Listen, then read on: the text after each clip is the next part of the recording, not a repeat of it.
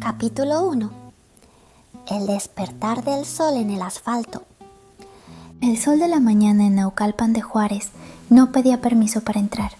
Se colaba entre las lonas de colores del mercado, creando un mosaico de luces naranjas y sombras frescas sobre el cemento.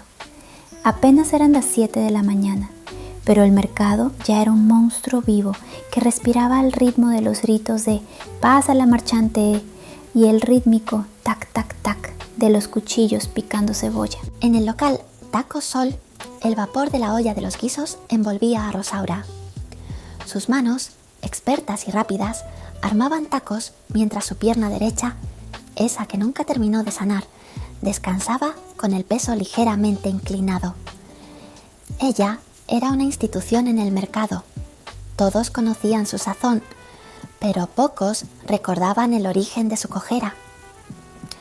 «Luna, deja de pajarear con la tele y pásame los limones», gritó Rosaura, sin dejar de despachar.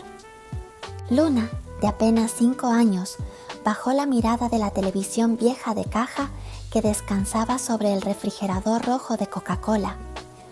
La pantalla, con su señal algo borrosa, gracias a una antena de conejo con papel aluminio, era su ventana al mundo.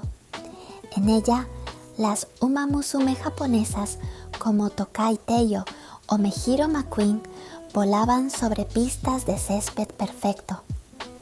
«Ya voy, ma», respondió Luna, saltando desde su banco de madera. Su cabello naranja brillante estaba atado en una coleta rebelde. Antes de obedecer, guardó rápidamente bajo la caja de los refrescos su tesoro más preciado. Un cuaderno de contabilidad viejo convertido en un álbum de estampillas.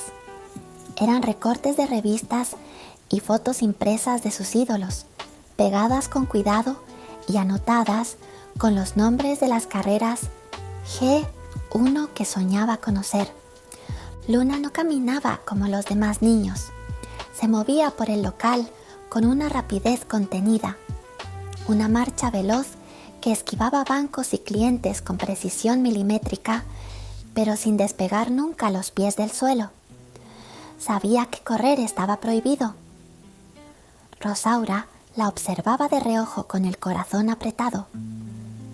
Reconocía esa chispa en sus ojos, la misma que ella tuvo antes de que el sistema la rompiera. Cuando el ritmo del mercado bajó por la tarde, Luna aprovechó un descuido.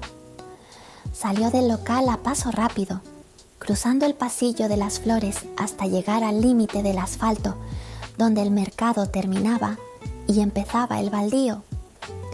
Allí, sentado sobre una cubeta de pintura volcada, estaba el viejo. Con un cigarrillo eterno y una botella cerca, sus ojos nublados se fijaron en la niña.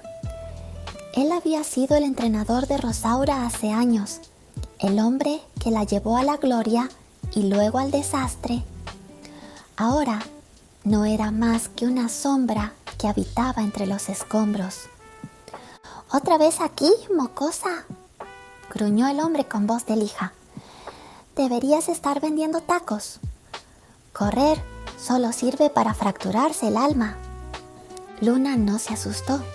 Caminó hasta el borde de la tierra suelta. Miró hacia atrás, asegurándose de que su madre no estuviera cerca.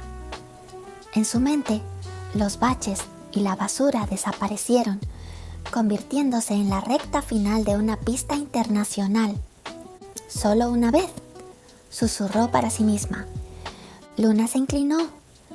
Sus dedos pequeños tocaron la tierra caliente de Naucalpan. Por primera vez en su corta vida, dejó de contenerse. El resorte se soltó. No fue una caminata veloz, fue un estallido de energía naranja que dejó una estela de polvo tras de sí. Sus pies golpearon el suelo con una fuerza rítmica y por un instante, el peso del miedo de su madre desapareció. Luna del Sol finalmente estaba corriendo y los ojos del viejo se abrieron de par en par, reconociendo un talento que no había visto en décadas. Muchas gracias por ver el episodio de hoy. Gracias por el tiempo y el apoyo. Luna Kurosora y la Biblioteca Astrails les dan las gracias.